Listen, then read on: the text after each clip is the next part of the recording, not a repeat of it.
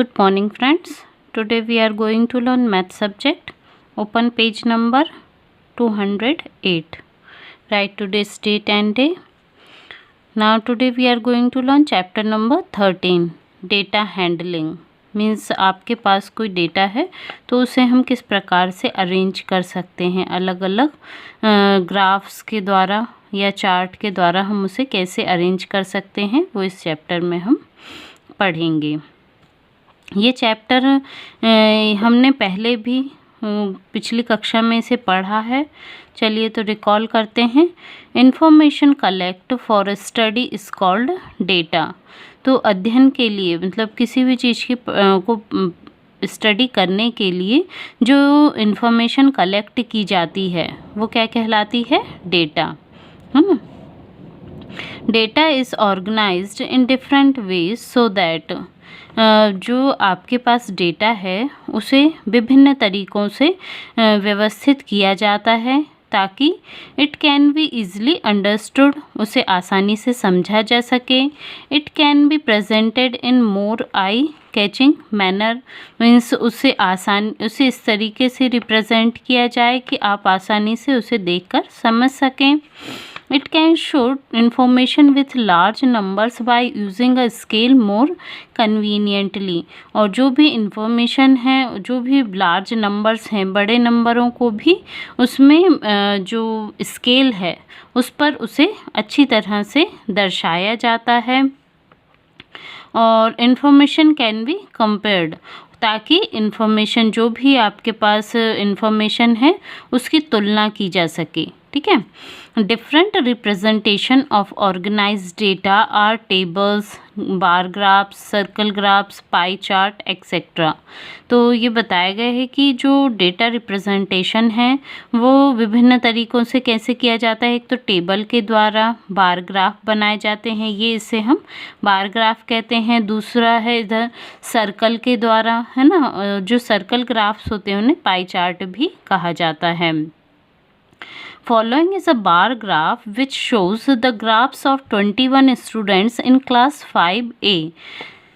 Study it and answer the questions that follow। यहाँ पर एक बार ग्राफ बनाया गया है जिसमें क्लास 5 के ए सेक्शन के 21 स्टूडेंट्स की ग्रेड, है ना, ग्रेड आपको मिलती है ना, जैसे ए ग्रेड, बी ग्रेड, इस प्रकार से 21 स्टूडेंट्स की ग्रेड को यहाँ पर शो किया गया है। चलिए तो आप यहाँ देखेंगे नंबर ऑफ़ स्टूडेंट्स, तो ये जो वर्टिकल लाइन है इस पर स्टूडेंट्स के नंबर कितने 21 है ना, तो इसको 21 तक भी ये हो सकता है। फिर नीचे हमने यहाँ पर ग्रेड्स दी गई हैं, तो A grade, B grade, C grade, D grade, E grade, है ना, इस प्रकार से 5 यहाँ पर ग्रेड बताई गई हैं। तो इससे रिलेटेड क्वेश्चंस हम देखते हैं। Which grade is obtained by maximum number of students, means ऐसी ग्रेड आपको पता करना है जो ज़्यादातर बच्चों को मिली है ना। तो यहाँ पर देखेंगे आप जो बी है ये आया है 7, है ना, सबसे ज़्यादा बड़ा बार इसमें किसकी बन रही है? बी, 7 नंबर तक जा रहा है, तो ये होगा अपना बी ग्रेड। ठीक है। फिर आता है which is the different in number of students obtain grade A and E. आपके ये जो ग्रेड है ए और ई, है ना, तो इन दोनों के बीच का डिफरेंट आपको निकालना है कि कितने, इन दोनों के बीच कितना डिफरेंस है स्टूडेंट का। तो यहाँ देखेंगे अपन ई के लिए 1 है और ए के लिए 3 है, तो 3 - 1 किया तो मीन्स 2। ओके। फिर आता है how many students have obtain grade B and C. कितने बच्चों ने ग्रेड बी और सी ली, तो बी के लिए 7 और सी की ग्रेड है 6, है ना। फिर है how many students have obtain grade ए। कितने बच्चों को ग्रेड ए मिली? 3। ठीक है। तो ये इस प्रकार से हम जब डेटा को एक ग्राफ में व्यवस्थित तरीके से जमा देते हैं तो उससे रिलेटेड जो भी क्वेश्चंस हैं उनके आंसर निकालना बहुत आसान हो जाता है है ना, इसलिए इनको हम डेटा को इस प्रकार से ऑर्गेनाइज करते हैं। चलिए अब आगे हम देखते हैं। Study the circle graph given below and answer the question that follow. यहाँ पर ये सर्कल ग्राफ के द्वारा बताया गया है। 100 students of class 5 opted of different को करिकुलर एक्टिविटीज़। यहाँ पर 3 टाइप की एक्टिविटीज़ है 5 क्लास के बच्चों की। एक स्पोर्ट्स है और दूसरा क्राफ्ट्स है और तीसरा म्यूज़िक है ना। तो यहाँ पर ये बताए हैं कि 100 बच्चे हैं, 100 स्टूडेंट्स में से कितने बच्चों ने कौन कौन सी एक्टिविटी में पार्टिसिपेट किया। तो यहाँ पर 50 स्टूडेंट्स ज्वाइन स्पोर्ट्स, 50 बच्चों ने स्पोर्ट्स ज्वाइन किया, और 25 स्टूडेंट्स ज्वाइन म्यूज़िक, 25 ने म्यूज़िक क्लास में गए, और 25 student join craft, 25 students craft class में गए। अब इनको यदि हम फ्रैक्शन में लिखते हैं तो किस प्रकार से, ये आप पढ़ चुके हैं। फ्रैक्शन में क्या होगा, जो ये ऊपर जितने स्टूडेंट हैं और पूरे का फ्रैक्शन होता है ना, तो 50/100 मीन्स ये इसको हम कितना बोल सकते हैं, हाफ पार्ट, है ना, 1/2। ओके इसी प्रकार से यहाँ देखेंगे 25 स्टूडेंट्स म्यूज़िक क्लास के मीन्स 25/100, और 25/100 को यदि सिंपल पार्ट में हम ब्रेक करेंगे तो कितना होगा, 1/4, है ना। इसी टाइप से 24 स्टूडेंट्स ज्वाइन क्राफ्ट क्लास, तो 25/100 मीन्स 1/4 पार्ट। ठीक है, चलिए अब इससे रिलेटेड क्वेश्चन देखते हैं। What fraction of students join music and craft together. यहाँ पर जो म्यूज़िक है और क्राफ्ट है, दोनों क्लासेस के जो बच्चों ने ज्वाइन किया है उसे आपको प्लस करना होगा, है ना। फिर विच is the most popular activity, कौन सी एक्टिविटी सबसे ज़्यादा पॉपुलर है, मीन्स जिसमें सबसे ज़्यादा बच्चे गए वो सबसे पॉपुलर है, मीन्स यहाँ पर स्पोर्ट्स।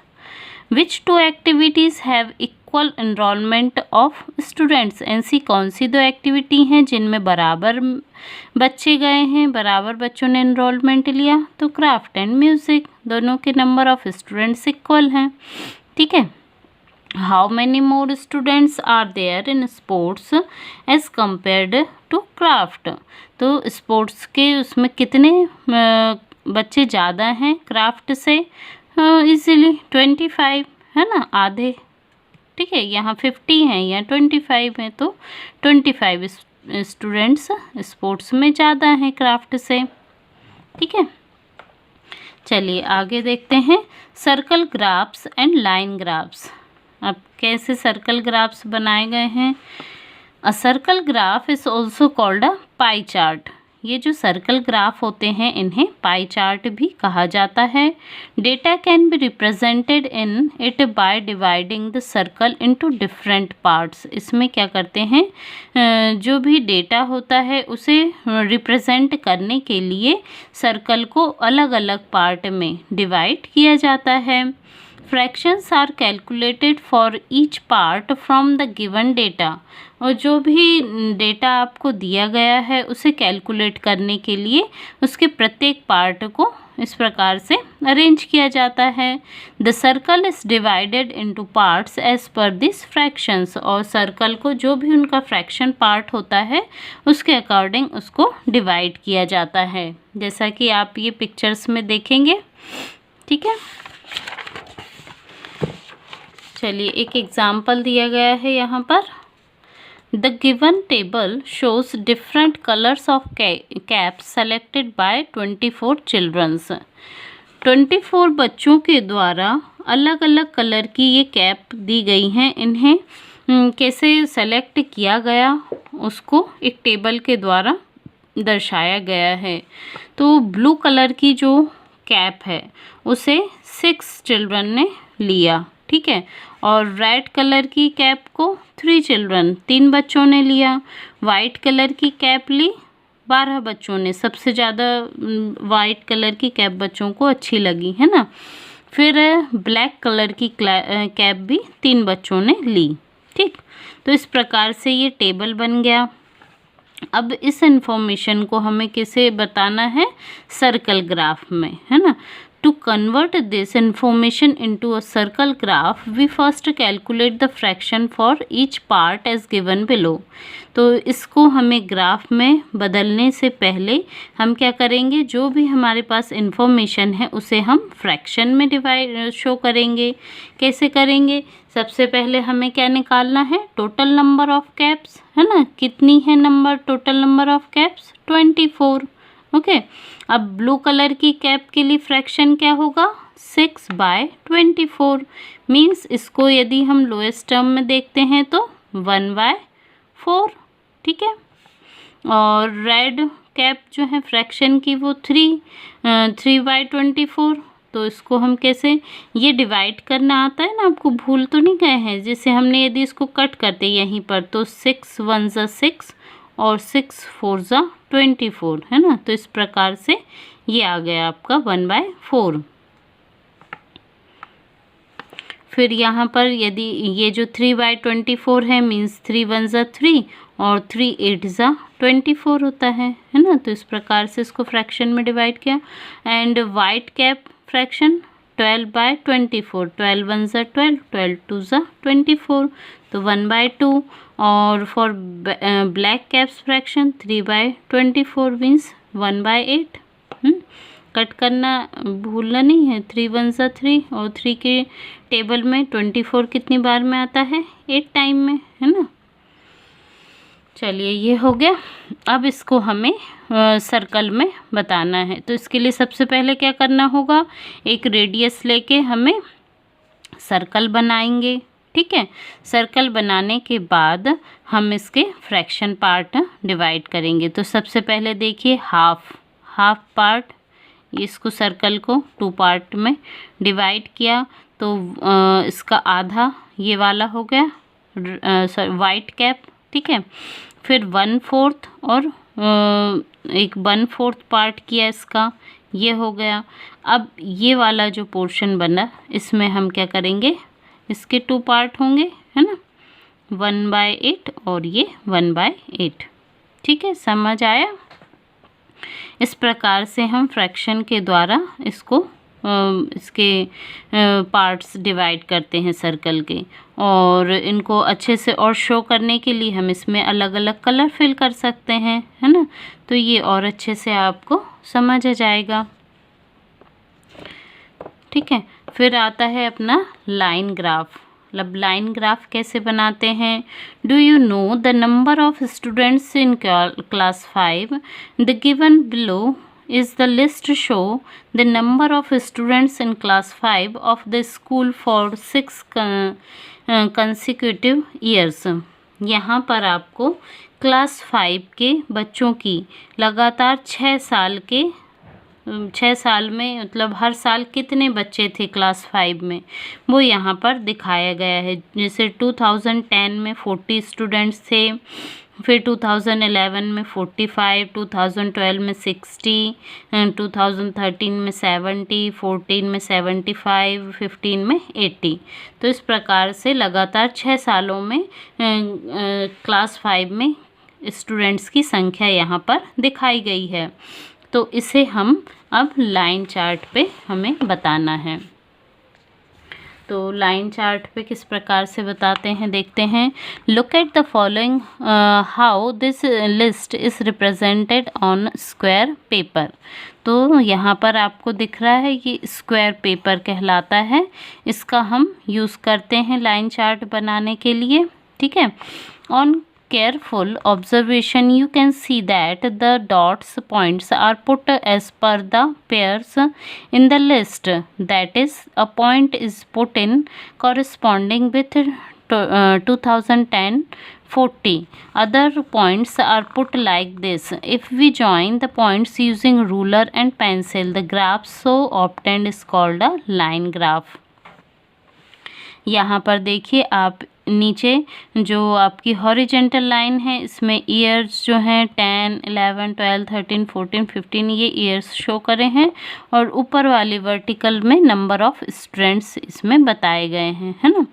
40 से स्टार्ट हो रहे हैं तो 40, 45, 50, 55, 60 इस प्रकार के 5-5 नंबर का डिफरेंस के साथ इनको शो किया गया है। तो इसमें देखेंगे अपन 2010 में कितने बच्चे थे 40, तो 40 पर हमने एक डॉट रखा। फिर सेकंड जो है 2011 में 45 थे, तो इसको एक रूलर या पेंसिल से आप इनको ज्वाइन करते हुए सीधी लाइन बना रहे हैं, है ना। फिर 2012 में है 60, तो ये डॉट यहाँ पर पॉइंट किया 60 पर और इस डॉट को इस डॉट से मिला दिया लाइन के द्वारा, है ना। तो इस प्रकार से ये सारे नंबर्स हमने ऐसे बनाए हैं। तो इस प्रकार का जो ग्राफ कहलाता है ये लाइन ग्राफ कहलाता है, ठीक है। चलिए तो इससे रिलेटेड क्वेश्चन देख लें। What is the number of students in the year 2015? 2015 में कितने स्टूडेंट थे? ये देखिए इजीली आंसर मिल जाता है ना, 80, ठीक है। फिर how many students were increase from the year 2011 to 12? अब कितने बच्चे बढ़े, है ना, कब? 2011 और 12 के बीच में, मीन्स इन दोनों का डिफरेंस निकाल देंगे। तो 60 माइनस 45 तो आता है अपना 15, मीन्स 15 स्टूडेंट इंक्रीज हुए, बढ़े इन 2 सालों के बीच में, ठीक है। चलिए तो माइंड जिम 13A ये आपके लिए होमवर्क है, आप लोग को इसको करना है। अब हमारी नेक्स्ट हेडिंग है टेली मार्क्स, मीन्स अंकों को दर्शाना। कैसे हम दर्शा सकते हैं? Tally marks are use to count objects 1 by 1 and place them in group of 5. They are very useful to converting the given data into a tabular form. Some numbers shown by tally marks are given below. तो इसमें क्या किया जाता है, tally marks में किसी भी object को काउंट करने के लिए 1 by 1 उसे काउंट करते हैं, साथ ही उसमें 5 के ग्रुप बनाते हैं, है ना। चलिए देखते हैं कैसे। यहाँ पर देखिए 1 को 1 एक स्टैंडिंग लाइन बना दी, फिर 2 के लिए 2 स्टैंडिंग लाइन, 3 के लिए 3, 4 के लिए 4 स्टैंडिंग लाइन। फिर जब 5वां नंबर आता है, 5 नंबर जब हम काउंट करते हैं तो एक ये इस प्रकार से स्लैंटिंग लाइन, ठीक है, इस प्रकार से इसको 5वीं जो लाइन होती है इस प्रकार से बनाई जाती है। तो इस प्रकार से ये 5 ऑब्जेक्ट का एक ग्रुप बन जाता है, ठीक है। फिर जब हम 6 नंबर नेक्स्ट काउंट करेंगे तो फिर से हम ये लाइन खींचेंगे, ये एक 5 लाइंस का ग्रुप हो गया। फिर उसके बाद 6, फिर ये 5, फिर 6 7, फिर 5, फिर 6 7 8, है ना। फिर 5 के बाद 6 7 8 9 और ये वापस से हो गए 10, है ना। तो इस प्रकार से इसमें ये टेली मार्क्स के द्वारा काउंटिंग की जाती है। चलिए इसके लिए एक एग्जाम्पल देखते हैं हम। A teacher ask 30 students to submit any one stationery item for donation. The student submitted the following randomly. यहाँ पर ये बच्चे थे, 30 स्टूडेंट थे एक टीचर के पास। उन्होंने उन 30 स्टूडेंट्स को बोला कि वो डोनेशन मीन्स दान करने के लिए कोई भी स्टेशनरी का एक एक आइटम दें। तो कैसे क्या क्या लोगों ने दिया? शार्पनर के लिए S बताया है, इरेज़र E, पेंसिल के लिए P और रूलर के लिए R बताया गया है। तो ये स्टेशनरी के सामान बच्चों ने दिए डोनेशन के लिए। तो कितने बच्चों ने पेंसिल दी, कितने बच्चों ने इरेज़र दी, कितने बच्चों ने रूलर दिया, कितने बच्चों ने शार्पनर दिया, है ना। तो ये इससे रैंडमली किसी ने भी कुछ भी देता गया। तो अब इसको काउंट करना है हमें, है ना। Find the number of each item collected with help of tally marks. तो इन्हें कैसे काउंट करेंगे? कितनी पेंसिल आई, तो पेंसिल हमें काउंट करना है। तो 5 के बाद हमने क्रॉस किया, फिर 5, है ना, इस प्रकार से। तो अब इसको काउंट करना इजी होगा, 5 5 5 मीन्स 15। फिर इरेज़र यहाँ पर हो गई 8, शार्पनर 4, रूलर 3, इसको टोटल कर दिया है ना। तो इस प्रकार से ये टैली मार्क्स के द्वारा काउंटिंग करना बताया गया है।